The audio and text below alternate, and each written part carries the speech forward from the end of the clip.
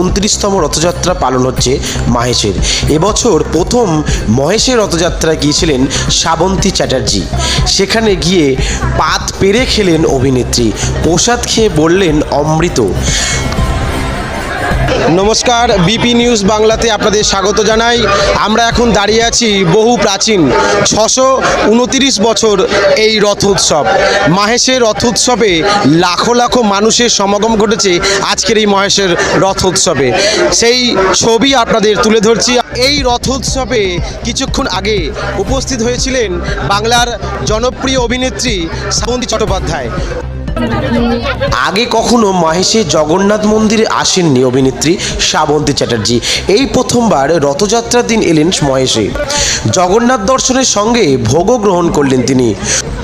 শ্রাবন্তী তার সহ অভিনেত্রী বিবিত্রী চট্টোপাধ্যায়কে নিয়ে এদিন মহেশের মন্দিরে আসেন। অভিনেত্রী বলেন, দেবী পক্ষে এবার দেবী চৌধুরানী আসছে, কয়েকদিন বাদেই আসছে ট্রেলার। এই ছবির জন্য আলাদা করে প্রশিক্ষণ নিয়েছেন অভিনেত্রী।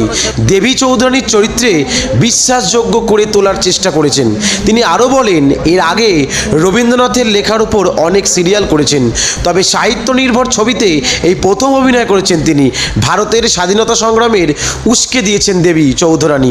ইতিহাস নির্ভর এই সাহিত্যকে বাংলা ছবি আগে হয়েছে কিনা তার জানা নেই।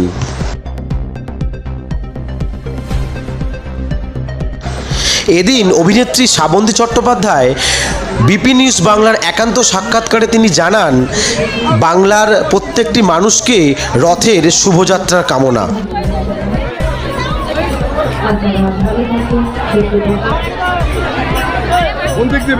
জয় জগন্নাথ, শুভ রথযাত্রা। প্রথমবার মাহেশে আসা হলো, মাহেশের মন্দিরে। আর নিজেদেরকে সত্যি খুব লাকি মনে হচ্ছে, খুব ভাগ্যবতী আমরা যে আজকের এই শুভ দিনে, রথযাত্রার দিনে আমরা ঠাকুরকে ছুঁতে পেরেছি। এবং সামনে তো তোমাদের ছবিটাও আছে, তো জগন্নাথ দেবের কাছে সেই প্রার্থনাই করলে যাতে দর্শকদের ছবিটাও ভালো লাগে। আমি কিছু চাইতেই পারি না ঠাকুরের কাছে, আমি জানি না কেন। আমি ঠাকুরের কাছে আসলে না কোথায় যেন অন্য জগতে চলে যাই। আজকে তার আশীর্বাদ ছাড়া হয়তো এই ছবিটা সম্ভব হতো না। তার জন্যই ছবিটা সম্ভবই হয়েছে ঠাকুরের আশীর্বাদে। কারণ অনেক বাধা বিপত্তি আমরা অতিক্রম করেছি।